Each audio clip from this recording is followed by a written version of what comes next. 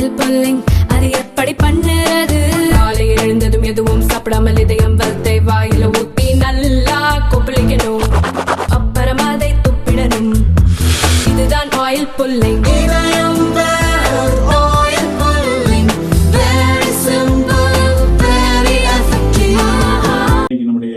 செம்மொழி மாநாடு இங்கே நடைபெற்றது உங்களை எல்லாம் நினைவிருக்கும், நம்முடைய குறிப்பாக நம்முடைய மாணவ செல்வங்களுக்கும் நினைவிருக்கும் என்று கருதுகிறேன். இன்னைக்கு அந்த வகையில் இன்னைக்கு நம்முடைய மாண்புமிகு முத்தமையா கலைஞர் அவர்கள் அன்னைக்கு எதிர்க்கட்சி தலைவராக இருந்தாலும் அன்றைக்கு ஒன்றிய அரசாக நடைபெற்றுக் கொண்டிருந்த நம்முடைய டாக்டர் மன்மோகன் சிங் பிரதமராக பொறுப்பேற்றிருந்த காலகட்டத்திலே தான் 2014ஆம் ஆண்டு கோரிக்கை வைத்தார்கள். நம்முடைய தாய்மொழி எந்தெந்த மொழியோ இன்னைக்கு செம்மொழியாக இருக்கிறது, எங்களுடைய தாய்மொழி தொன்மை வாய்ந்த மொழி, எனவே அந்த மொழி ஒரு நம்முடைய செம்மொழி என்கிற அந்தஸ்து பெற வேண்டும் என்று கோரிக்கை வைத்தார். அன்றைக்கு அது ஒன்றிய அரசால் அரசாணை வழங்கப்பட்டு அதிலிருந்து இன்னைக்கு செம்மொழி என்கிற வகையில் இன்னைக்கு நாம் அதை பேணி பாதுகாத்து வருகிறோம். அந்த வகையில் இன்றைக்கு கோவையில் அதுக்கு மாநாடு நடத்துகிறோம். அன்றைக்கு உலக அளவில் நம்முடைய தமிழ் அறிஞர்கள்லாம் கலந்து கொண்டார் என்பது உங்களுக்கு தெரியும். அந்த வகையில் அந்த மண்ணில் நம்முடைய தமிழ்நாடு அரசின் சார்பில் உலக தாய்மொழி நாளை முன்னிட்டு இந்த நிகழ்ச்சி இங்கே நடைபெறுவதுடைய மகிழ்ச்சிக்குரிய ஒன்று. அதே நேரத்தில் நான் கடந்த காலத்தில் இந்த கோவையில் கல்லூரியில் இருக்கிற பொழுதுதான் அதை முடித்துவிட்டு வெளியே போனவுடன் கழகத்தில் இணைந்து விளையாடி கொண்ட நேரத்திலே தான் நம்முடைய முத்தமையா கலைஞர் அவர்கள் அன்றைக்கு இந்தி திணிப்பின் காரணமாக தமிழ் மொழிக்கு வந்த ஆபத்தை எதிர்த்து திராவிட முன்னேற்ற கழகத்தின் சார்பாக சட்ட நகல் இருக்கின்ற போராட்டம் நடைபெற்றது.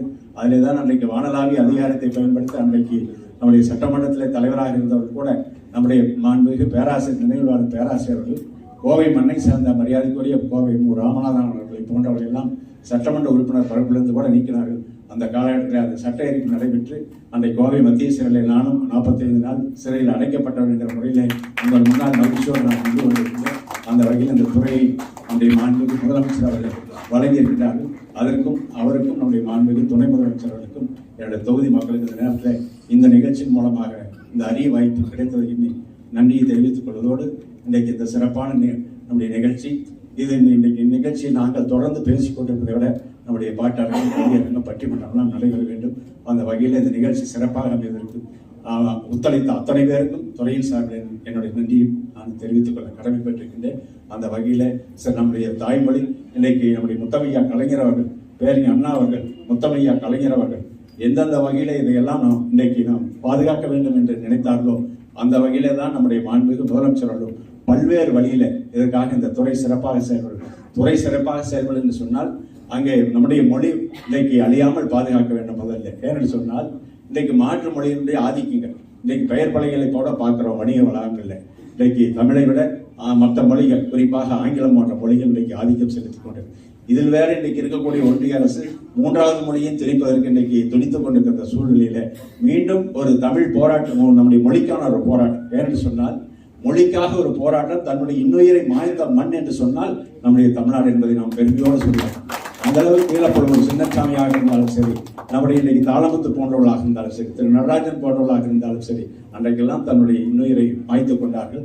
அந்த வகையில இன்றைக்கு அந்த தொடர்ந்து அந்த போராட்டம் நடைபெற்ற காரணத்தால் தான் இந்த தமிழ் இன்றைக்கு வளர்ந்து கொண்டிருக்கிறது, வாழ்ந்து கொண்டிருக்கிறது என்று சொல்லலாம். அந்த வகையில தொடர்ந்து இன்னும் இந்த நம்முடைய தாய்மொழி எப்படி நாம் தாயை மதிக்கிறோமோ அதை விட கூடுதலாக நம்முடைய தாய்மொழியை மதிக்க வேண்டும் என்று சொன்னால் அதுதான் நமக்கு ஒரு ஆதாரமாக இருக்கக்கூடிய ஒன்று.